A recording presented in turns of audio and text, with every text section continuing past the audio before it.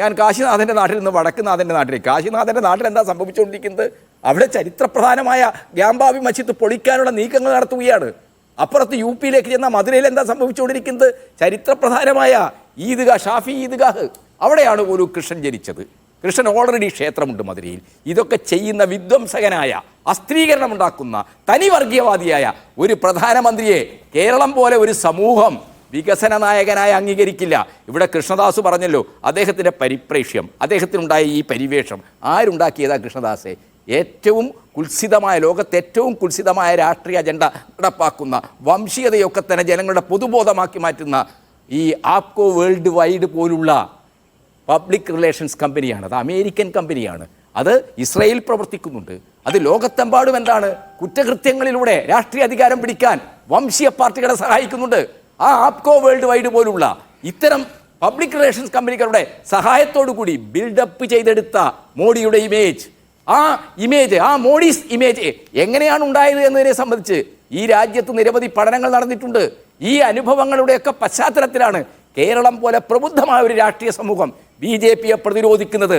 B J പിയെ പ്രതിരോധിക്കുന്ന കാര്യത്തിൽ ഇന്ത്യക്ക് മാതൃകയാകുന്ന ഒരു സംസ്ഥാനമാണ് കേരളം. അത്തരമൊരു സന്ദർഭത്തിൽ നിങ്ങൾ ആശിക്കേണ്ട, നിങ്ങൾ ലൂർദ് മാതാവിൻ്റെ ശിരസിൽ എന്താണ് കിരീടം കൊണ്ട്, എന്ത് വൃത്തികേടാണിത്?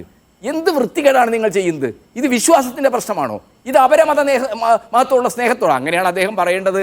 എന്താണ്, 270 പള്ളികളാണ് മാർക്ക് ചെയ്ത്, മുൻകൂട്ടി മാർക്ക് ചെയ്ത് ആ മണിപ്പൂരിൻ്റെ പർവ്വത മേഖലകളിലും താഴ്വരയിലും പൊളിച്ചു കളഞ്ഞത്.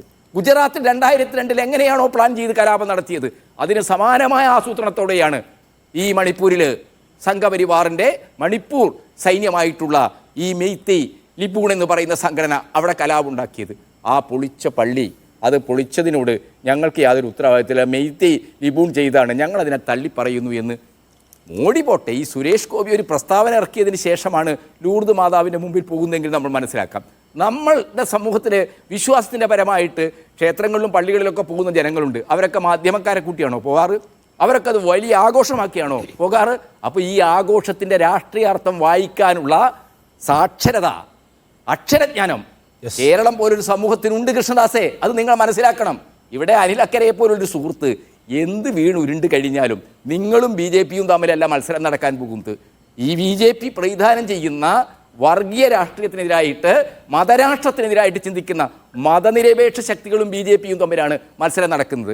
ആ മതനിരപേക്ഷ നിലപാട് കറകളഞ്ഞ രീതിയിൽ സൂക്ഷിക്കുന്ന ഇടതുപക്ഷത്തിൻ്റെ പ്രതിനിധിയാണ് ഈ തെരഞ്ഞെടുപ്പിൽ തൃശ്ശൂരിലെ ജനങ്ങളുടെ പ്രതിനിധിയാവുക എന്ന കാര്യത്തിലും എനിക്ക് സംശയമില്ല. ശരി, അതുകൊണ്ട് ബി ജെ പിയെ നന്നായി മനസ്സിലാക്കിയ മനുഷ്യർ കേരളത്തിലുണ്ട് എന്നതാണ് KT യുടെ പോയിന്റ്.